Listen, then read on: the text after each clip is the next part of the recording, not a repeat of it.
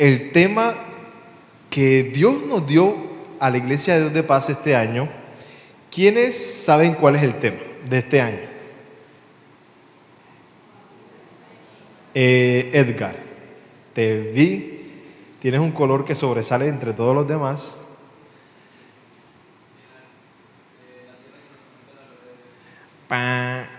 Cartagena. Bueno, de Cartagena a todo el mundo no creo que sea lo mismo, pero el tema de este año es llenar a Cartagena del conocimiento de la gloria de Dios.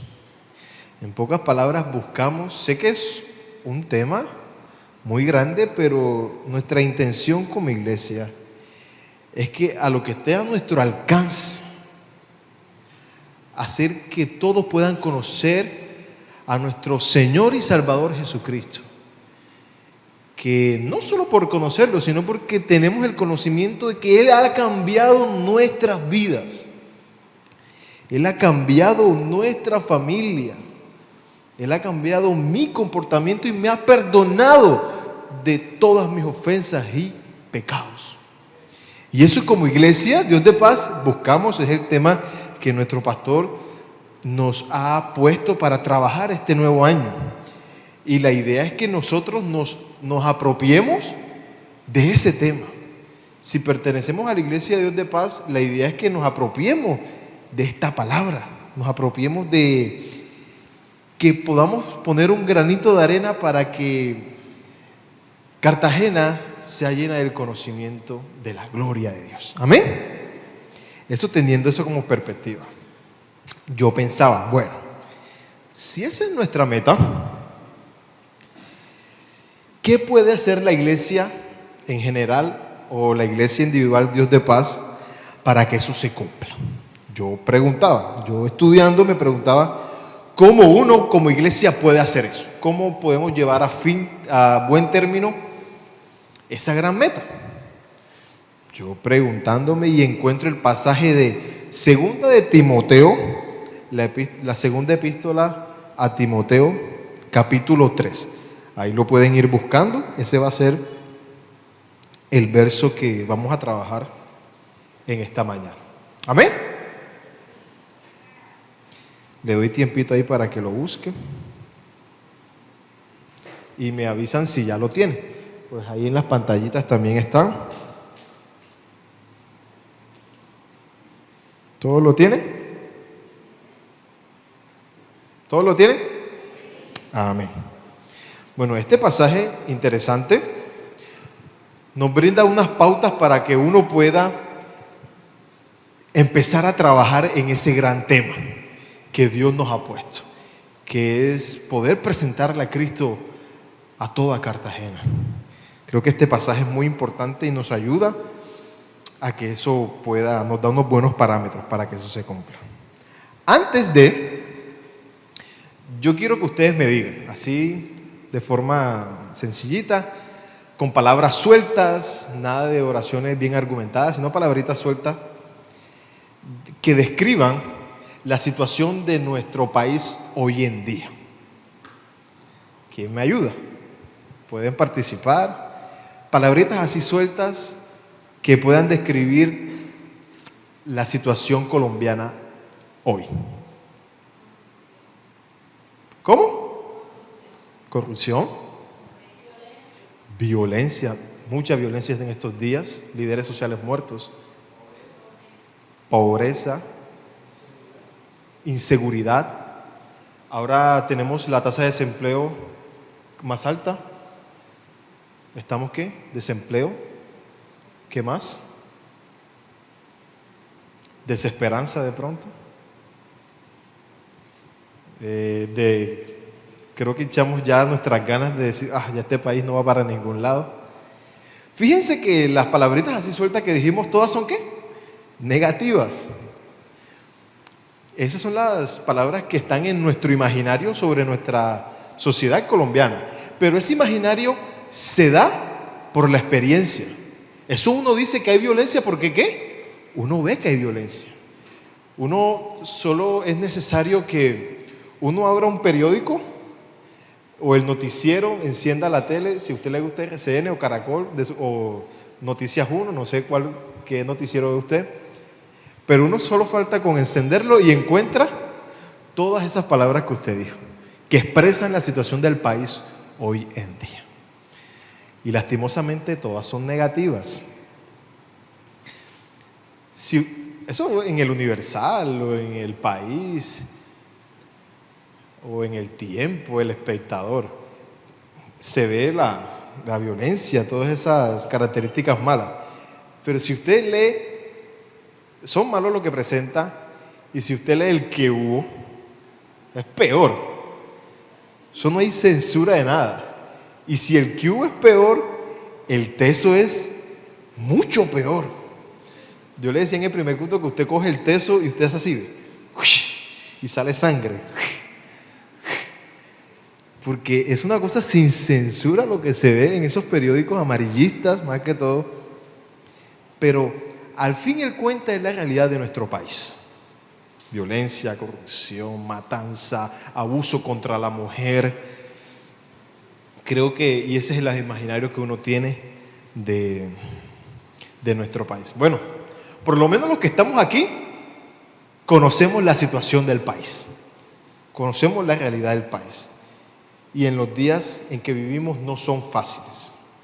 Pero esto no es nada diferente a lo que vivía aquí el apóstol Pablo en lo que se menciona en esta carta que vamos a leer. No hay gran diferencia. Vamos a empezar a leer.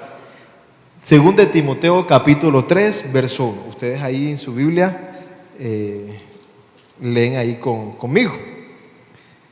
Dice, se me perdió según de Timoteo.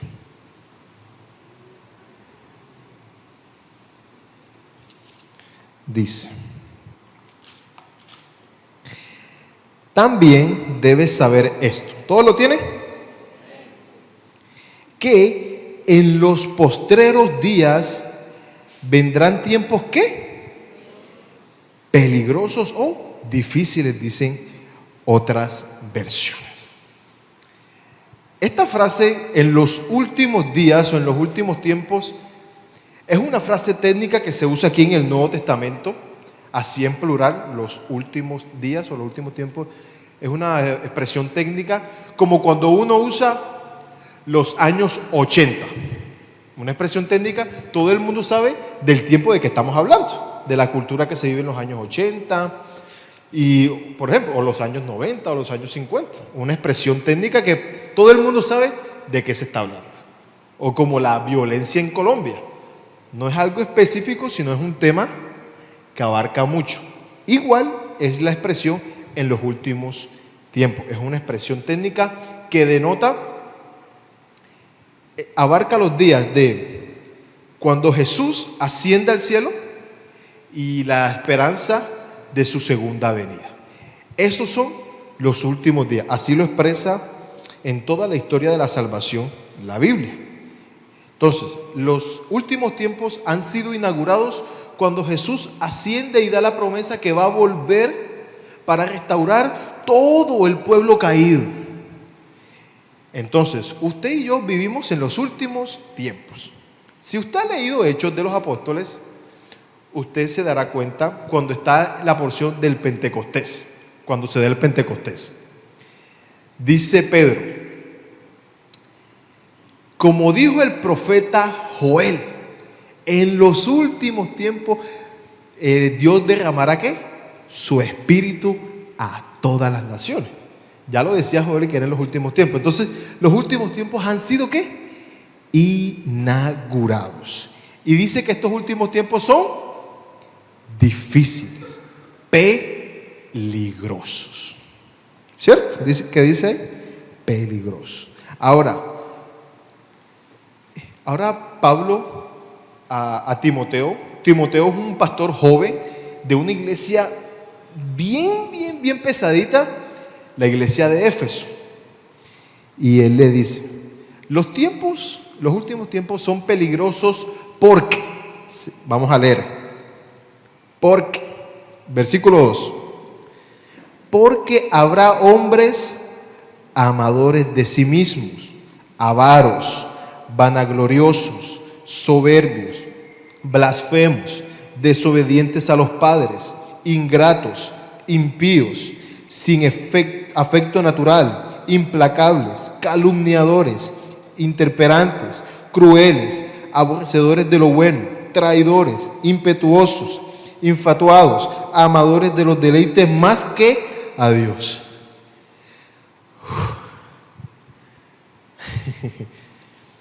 Es como una metralleta de maldad. Vanagloriosos, soberbios, blasfemos, desobedientes a los padres, ingratos, impíos, sin afecto natural, implacables. Es una avalancha de maldad. Entonces, ¿qué hace peligroso los últimos tiempos? ¿La economía? ¿La falta de empleo? ¿La violencia? Dice el apóstol que los últimos tiempos son difíciles por la gente, por la calidad de personas que están descritas aquí. Bueno, para uno llenar a Cartagena del conocimiento de la gloria de Dios, uno tiene que saber en el contexto en que estamos trabajando. Uno tiene que saber con qué estamos tratando. Aquí el apóstol nos está diciendo que la gente, los últimos tiempos son peligrosos por la calidad de personas que hay. Entonces, si uno quiere llenar a Cartagena de Cristo, uno tiene que saber con qué se está enfrentando. Porque yo sinceramente, yo no he visto nunca al avestruz poniendo la cabeza bajo la tierra. Yo no sé si eso sea verdad, yo nunca lo he visto. Pero dicen que lo hace. Entonces, si eso es así, nosotros no podemos ser como los avestruces. Nos metemos la cabeza allá abajo y no sabemos nada de lo que está pasando. Si hacemos eso, estamos descontextualizando todo el trabajo.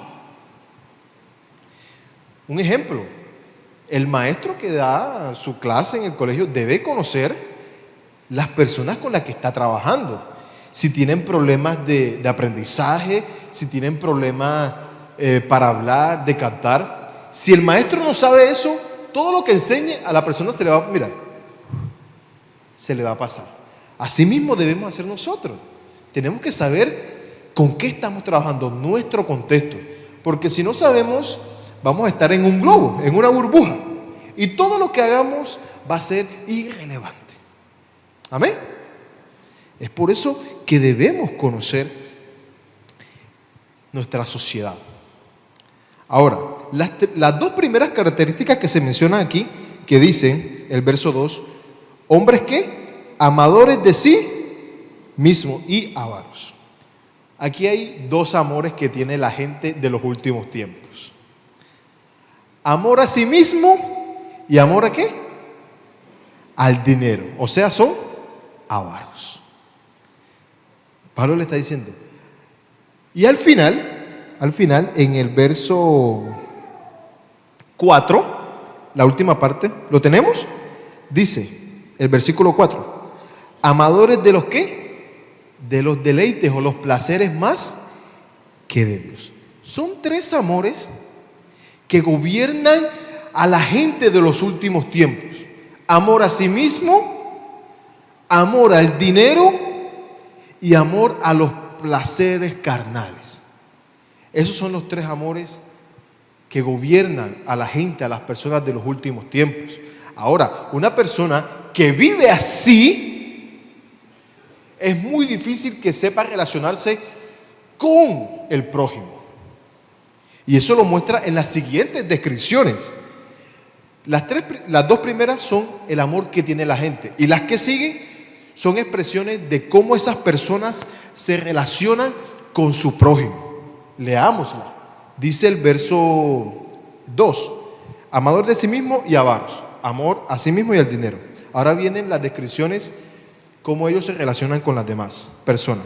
Dice, vanagloriosos, soberbios, blasfemos, desobedientes a los padres, ingratos, impíos, sin afecto natural, implacables, calumniadores, intemperantes, crueles, aborrecedores de lo bueno, traidores, impetuosos, infatuados, amadores de los deleites. Vanagloriosos, pues si solo se aman a sí mismos, van con el pecho inflado de que todo es para mí, todo soy yo, todo me lo merezco. Soberbios, no hay quien le diga estás equivocado. Ellos son los que tienen la verdad. Pues si solo se aman a sí mismos, ¿quién le puede corregir? Blasfemos, hablan mal de las demás personas. Eso es lo que hace el amor a sí mismo. Ojo, no estoy diciendo que uno no se deba amar a sí mismo, sino esa vanagloria, esa altivez que uno se merece todo. Que todo gira en torno a mí. Desobedientes a los padres. Pues si solo piensan en sí mismos, ¿a quién van a obedecer? Si la medida de todas las cosas soy yo, nadie está por encima de mí. Por eso dice, desobedientes a los padres. No tienen a nadie a quien darle cuenta. Dice, ingratos. Si todo me lo merezco, yo no debo dar gracias a nadie. Impíos, malvados, sin afecto natural, implacables. No, la traducción literal es no perdonadores. Gente que no perdona las ofensas. Pues todo es como una lógica. Si todo es para mí, no le debo nada a nadie. Una que es bien cruel, dice calumniadores. Hablan mal de los demás, ponen cizaña. Y esta expresión es en particular llamativa porque en la Biblia, ¿quién es el calumniador? Satanás. Entonces es una característica diabólica. Es Satanás el que acusa, es Satanás el que calumnia. Entonces Pablo está diciendo que estas son las características de la gente de los últimos días. Por eso es que los últimos días son peligrosos y difíciles, porque hay gente así. Ahora, teniendo esto en cuenta, este es el contexto en donde Dios nos ha llamado a trabajar. Este es el contexto en que Dios nos ha puesto, en que la iglesia de Dios de paz, Dios la ha colocado. Lo sorprendente del pasaje es que, mire lo que dice Pablo en el versículo 5. Busquemos, versículo 5, ahí del mismo capítulo. Esta expresión es sorprendente. Dice, ¿todo lo tiene? Dice, que tendrán apariencia ¿de qué? De piedad.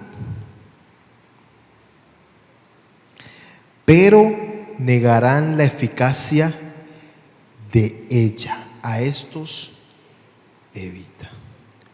Uno puede decir, bueno, ok, la gente es mala, para eso Dios nos ha llamado, para que podamos presentarle el camino de la verdad. Pero lo sorprendente es que dice, aparentan ser ¿qué? Piadosos. Podemos decir hasta que se puede decir que son cristianos. Esas personas.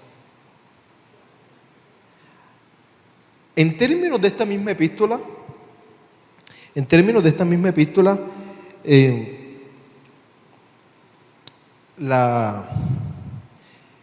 esta gente que ama el dinero y que aparenta son ídolos.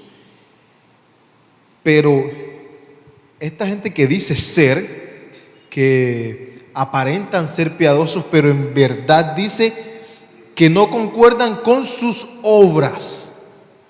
Dicen ser esto, pero sus obras los desenmascara totalmente.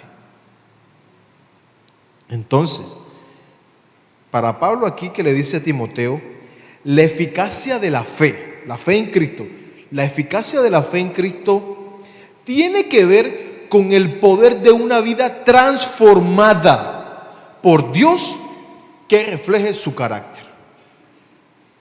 Esa es la eficacia de la fe en términos de la segunda epístola a Timoteo. La eficacia de la fe tiene que ver con una vida transformada en verdad, no que aparente la piedad, sino que sea en verdad transformada por el poder de Dios. Ahora, la gran pregunta que debemos hacernos aquí es, sabiendo esto, si este texto es verdad, si lo que dice aquí concuerda con nuestra realidad hoy, si lo que dice Pablo de esta gente de los últimos tiempos es verdad para nosotros hoy en día, la gran pregunta que nosotros debemos hacernos es, ¿cómo formamos gente en este contexto? La gran pregunta que debemos hacernos es, ¿cómo entonces presentamos a Cristo en este contexto sabiendo la clase de personas que hay? Esa es una pregunta obligatoria para usted y para mí, para nosotros como iglesia. Dios mío, si esta es la calidad de personas, entonces, ¿cómo formamos gente? ¿Cómo presentamos a Cristo a toda Cartagena sabiendo esto? Es una pregunta que nos debemos hacer no desde la técnica, sino desde la teología, no de actividades, sino pensando bien qué es lo que Dios quiere hacer.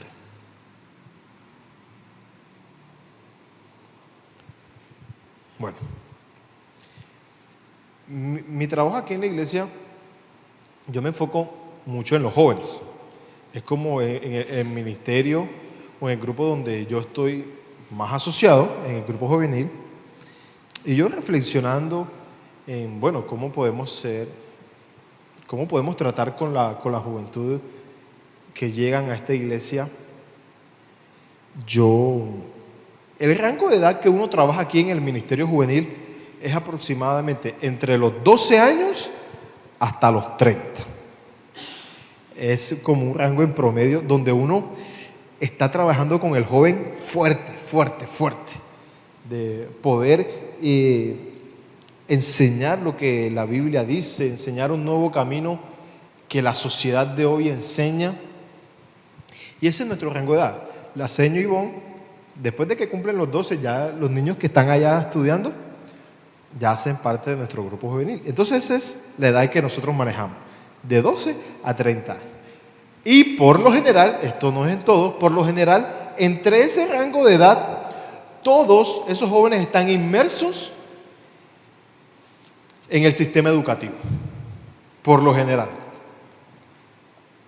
Una persona puede estar terminando la universidad que 25, 26, ojo, en general. Si usted estudia en universidad pública, haga los cálculos. Pero vamos a universidad pública, yo las apoyo, Pero ese es como, todo ese rango de edad está inmerso en el sistema educativo. Entonces es pertinente para nosotros como iglesia saber cuáles son las reflexiones que brinda el sistema educativo de nuestros jóvenes. Creo que es necesario saber qué piensa el sistema educativo, qué quiere hacer con ellos. Es necesario saberlo. En uno de los foros que da la revista Semana, que publica la revista Semana en uno de sus foros, aquí yo tengo la doctora María Fernanda Campo Saavedra, que en su momento fue ministra de Educación. Ella en este foro, ella citaba un documento que en su momento marcaba el camino de qué era lo que venía para el sistema educativo de Colombia. Y en el foro se contestaba la pregunta que decía, ¿cómo educar los ciudadanos que Colombia necesita? En ese foro que publica Semana se estaba trabajando ese tema. ¿Cómo educar a los ciudadanos que Colombia necesita? Y la doctora María Fernanda Campos Saavedra, ella citaba en su momento, abro comillas, dice: buscamos una educación que forme mejores seres humanos, ciudadanos con valores éticos, respetuosos de lo público, que ejerzan los derechos humanos y convivan en paz. Una educación competitiva, centrada en la institución educativa que permita y comprometa la participación de toda la sociedad en un contexto diverso, multiétnico y pluricultural. Cierro comillas. Eso era lo que ella citaba. Lo que dice la doctora María, la doctora Saavedra, pues es el deseo de todos nosotros. Es el deseo que cada colombiano tiene de en verdad ver ciudadanos que con buena moral, profesionales que en verdad respeten ¿qué? Lo público, ciudadanos que en verdad tengan un trabajo transparente. Ese es el deseo. Todos queremos esto, lo que la doctora cita. Pero lo único malo es que la propuesta del sistema educativo colombiano es muy poco probable que llegue a producir gente de este calibre y de este talante moral y comprometido. Es muy difícil que sea comprometido con la sociedad. El sistema de educación nuestro es muy difícil que saque ese tipo de personas que ellos mismos dicen formar. Porque un sistema educativo cuya meta es formar ciudadanos que competitivos para el concierto del mercado global, no busca formar gente que de verdad sea respetuosa de los intereses de toda la comunidad. Si solo formamos gente para la competencia, es muy difícil que esa gente esté pendiente de lo que pertenece a todos, pues es competencia. Es que yo triunfe más que todos los demás. Es por eso que es muy difícil que nuestro sistema educativo forme personas así como la describe. Ahora, los egresados de ese sistema educativo podrán ser excelentes profesionales en su área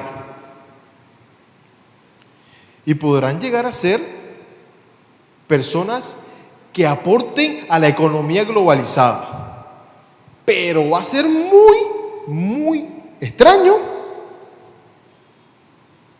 que busquen el bienestar de toda la comunidad. ¿Esos son los ciudadanos que Colombia necesita? Pregunto yo. ¿Será que necesitamos más profesionales al estilo de los ejecutivos del Fondo Premio, de Salucop, de Reficar, etcétera? ¿Esos son los profesionales que Colombia necesita? ¿Será que necesitamos más docentes que inflan las cifras de estudiantes matriculados en los colegios públicos para desfalcar el erario público? ¿Necesitamos docentes así para Colombia?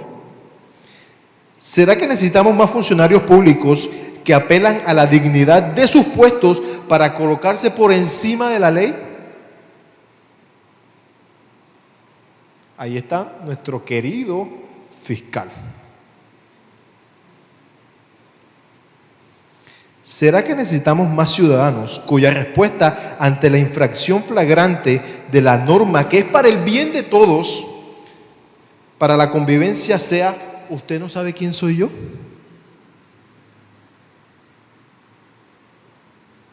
¿Será que necesitamos ciudadanos así? ¿Profesionales así? ¿Educadores así? Egresados de nuestro sistema educativo. Claro que anhelamos más profesionales con ética. Pero no es la gente que nuestro sistema educativo produce. Lastimosamente. Suena muy bonito lo que cita la doctora Saavedra, pero en la realidad es otra cosa. Es que un sistema que solo se enfoca a decirle a usted que tiene derechos, ya está mal. Ya solo busca el amor a sí mismo. Si lo único que le dice es que usted tiene derechos y no deberes y compromisos con toda la sociedad, ya es un sistema educativo que lo único que busca es el amor propio. Pues yo lo único que tengo es derechos y exijo mis derechos. Pongo tutelas a todos. Se me violan los derechos, yo no tengo nada que ver. Si un sistema educativo en eso es lo que se enfoca, va a producir gente como lo describe el texto. Entonces, ¿será que hay una propuesta diferente? Estamos conscientes, y ustedes mismos lo dijeron con sus ejemplos, de cómo vemos al país y cómo la propuesta de nuestro sistema trabaja. Yo pregunto, ¿hay otra alternativa? ¿Hay otra propuesta?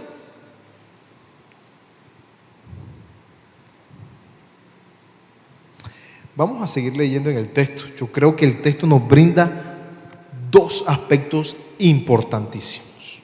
Dos aspectos importantísimos que da una propuesta diferente.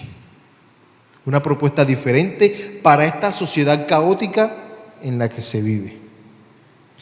En la que por cierto muchos, porque todavía no le ha tocado, nos hacemos la vista ciega.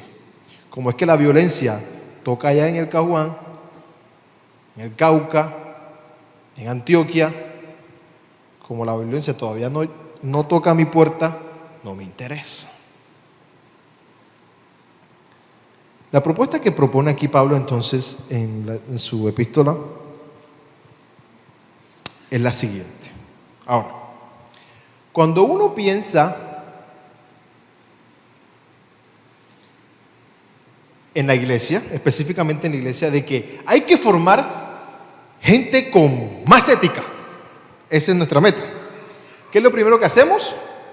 Curso sobre la ética. Seminario sobre ética profesional, sobre cómo nuestros jóvenes, pensando en la iglesia, si queremos formar más líderes, hacemos curso ¿de qué? De liderazgo, charlas sobre liderazgo, y ¡pam! Ahí sí, pelamos el pollo, como dicen, pero pelamos el cobre. La propuesta que propone aquí Pablo dice, vamos a leer el versículo 10. Dice, ¿todo lo tiene? ¿Amén? Dice el versículo. Pero tú, le dice Pablo al joven Timoteo, pero tú has seguido mi doctrina, conducta, propósito, fe, longanimidad, amor, paciencia, persecuciones, padecimientos como los que me sobrevinieron en Antioquía, en Iconio, en Listra, persecuciones que he sufrido y de todas me ha librado el Señor. Y también todos los que quieren vivir piadosamente en Cristo Jesús padecerán persecuciones. Mas los malos hombres y los engañadores irán de mal en peor, engañando y siendo engañado. Pero tú persiste en lo que has aprendido, sabiendo de quién has aprendido. Lo que Pablo dice aquí es que no más cursos, no más discursos. Se necesitan ¿qué? Ejemplos vivos de cuál es el carácter verdadero de Dios. No necesitamos un sistema. Yo no estoy diciendo que la gente no se eduque, no. Sino que critiquemos en verdad qué es lo que estamos aprendiendo. Aquí Pablo, la propuesta diferente que da, a diferencia de nuestro sistema público, no son más cursos, no son más cosas, actividades. Para cambiar, para hacer que Cartagena conozca a Cristo, necesitamos ejemplos vivos de quién es Cristo. Así como lo tuvo que tener Timoteo en su tiempo. Le dice, tú has seguido mi doctrina, conducta, propósito, fe, longanimidad, amor, paciencia. Tú has tenido un ejemplo. Ahora nosotros, Colombia no necesita más discursos. Necesita gente que viva el evangelio verdadero. Esa es la propuesta que da. Testimonios palpables. No como los que dicen aquí, toda esa cantidad de avalancha de maldad y dicen, aparentan ser buenos. No. La comunidad que está perdida hoy no necesita apariencia. Necesita vida, ejemplos vivos. Yo me atrevo a decir que no necesita que se abran más iglesias. Yo tal vez esté cometiendo una locura. Pero si solo se abren iglesias con gente de apariencia, Colombia no necesita eso.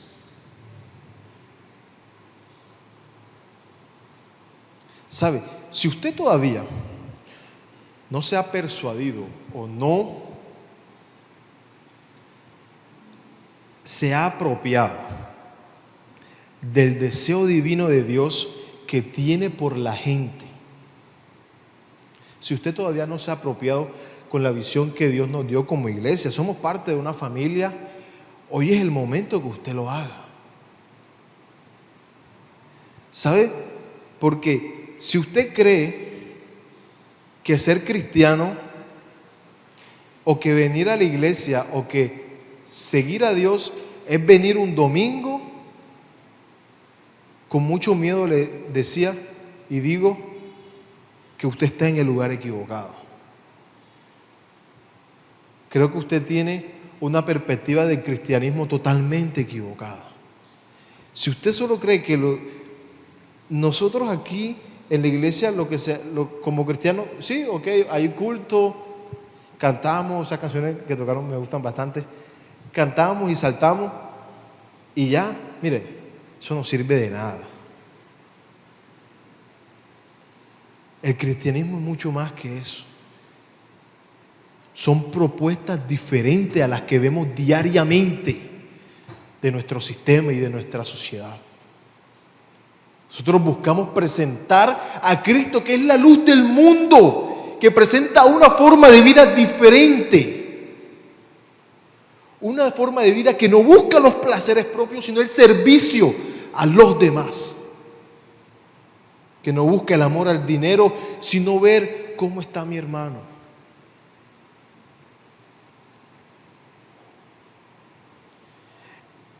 Es por eso la importancia que nosotros le damos a los grupos, poniendo un ejemplo de cómo podemos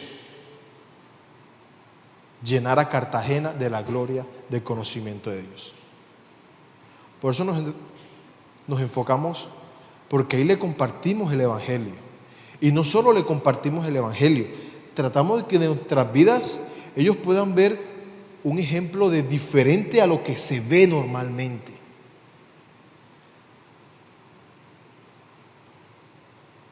En nuestros grupos buscamos eso, que la persona tenga no solo un líder ahí, un amigo sincero, en quien pueda apoyarse por las dificultades que trae la vida. De presentar que Cristo en verdad lo que este mundo necesita. Hay años, tenemos años de historia, sistemas económicos, sistemas políticos. Nada ha solucionado el problema que tiene la humanidad. Solo lo hace Cristo. Y uno lo ve. Yo soy testigo de eso. Lo que pasa es que, lamentablemente, hay personas así, de apariencia.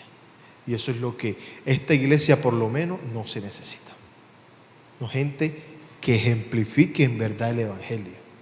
Yo le enseñaba a los jóvenes ayer sobre el pasaje que leímos y ellos hicieron una actividad muy bacana, donde ejemplificaban a veces la religiosidad que muchas veces se da en la iglesia. Los muchachos hicieron un trabajo perfecto, cómo uno juzga a la persona por el mal que ha hecho, estando uno podrido por dentro. Esa religiosidad barata. Eso no lo necesitamos en la iglesia. Colombia no necesita iglesias así. No necesita. Entonces esta es la propuesta diferente que da Pablo a Timoteo. Y la segunda propuesta es, vamos al versículo 16.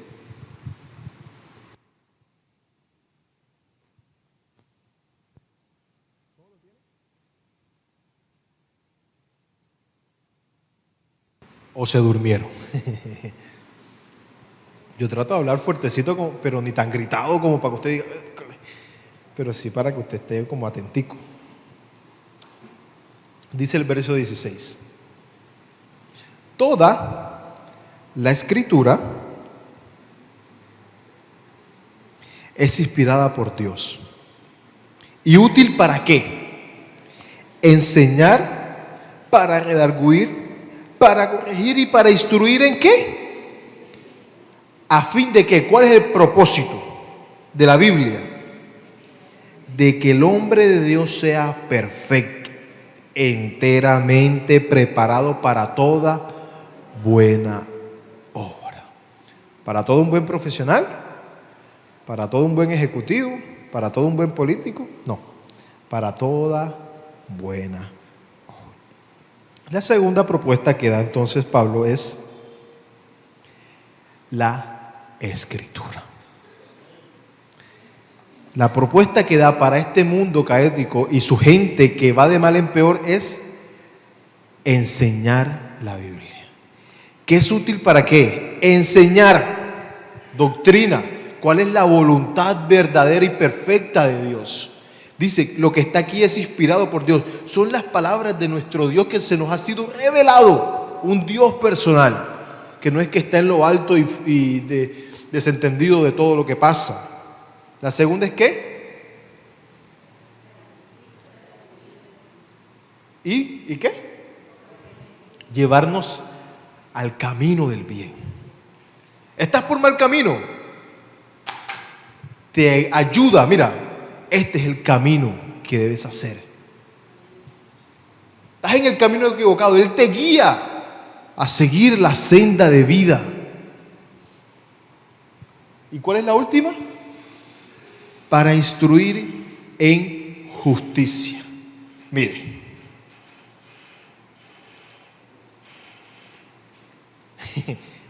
Ahí en Instagram yo vi, hay una página que se llama Última Hora.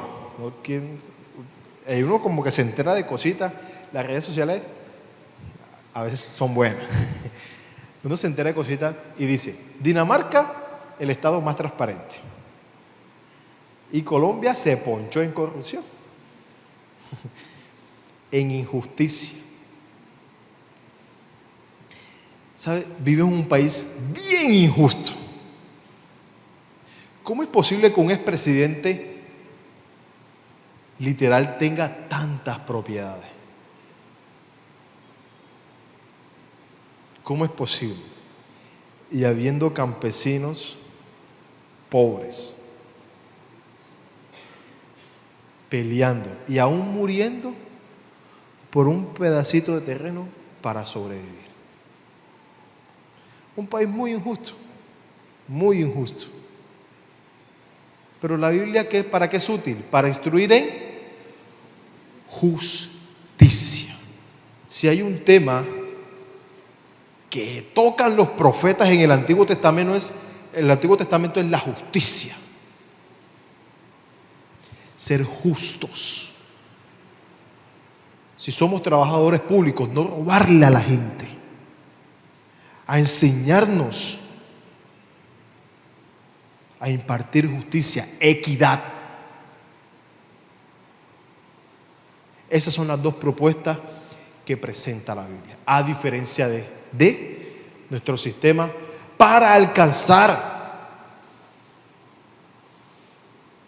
a una ciudad que conozca a Dios. Una ciudad que la violencia contra la mujer todos los días, violencia contra la mujer todos los días, degenerados violando niños. Son gente mala, pero necesitan de un Salvador. Necesitan de una iglesia que ejemplifique la Biblia y que instruya con la palabra verdadera de Dios. Amén. Yo le invito a que se coloque en pie.